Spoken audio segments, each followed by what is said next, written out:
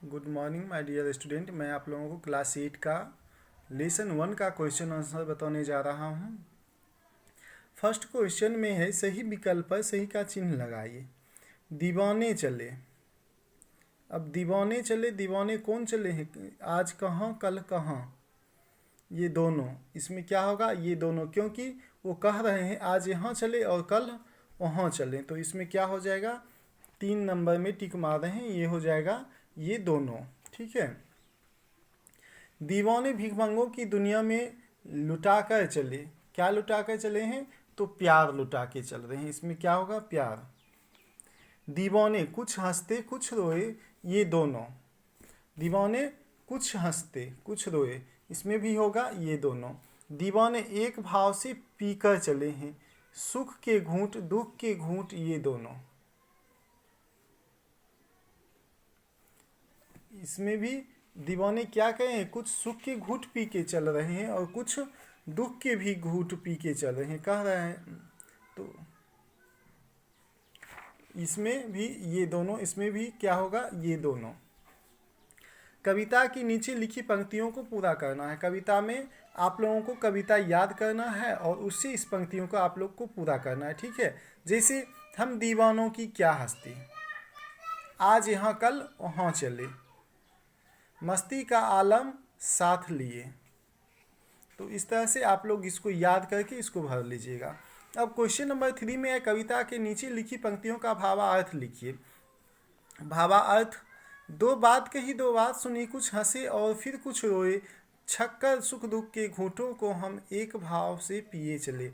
इसमें भगवती चरण वर्मा जी का कहना है, जो इस पंक्ति में वो क्या कहें, हमने किसी से कुछ कहा सुनी हुआ, हमसे किसी से कहा सुनी हुआ, और कुछ हम हंसे कुछ हम रोए, यानी हम हंसे और रोए, दोनों का आनंद लिए हुए, और छक के हमने सुख के आंसू पिए हैं, दुख के आंसू पिए हैं।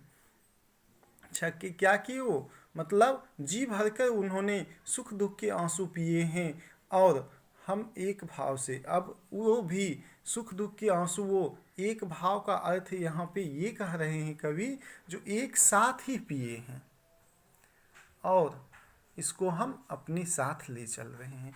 इस कविता में, इस पंक्ति में कवि का यह कहना है, जो हमसे कि हमने किसी से कहा सुने किए, कुछ हंसे और कुछ यहाँ पे रोए भी, और जी भरकर सुख दुख का आंसू जो है एक ही साथ पिए, एक ही स्वाद में पिए हैं। ख नंबर है अब अपना और पराया क्या। ख में क्या है? अब अपना और पराया क्या। अपना पराया इसमें कौन है मेरा? इसमें भगवती चरण वर्मा जी का कहना है इस पंक्ति में, जो कवि ये कह रहे हैं, जो यहाँ पे मेरा अपना पराया कोई नहीं है, यहाँ मेरा अपना पराया कोई नहीं है, जो यहाँ है वो सब यहाँ पे सुख शांति से जिए, हम तो स्वयं बंधे थे। और कहने का अर्थ उनका है, जो हम यहाँ पे तो बंधे हुए थे, यहाँ पे हम खुद गुलाम थे, और हम अपनी गुलामी को अपने आप ही तोड़ के चल दिए हैं।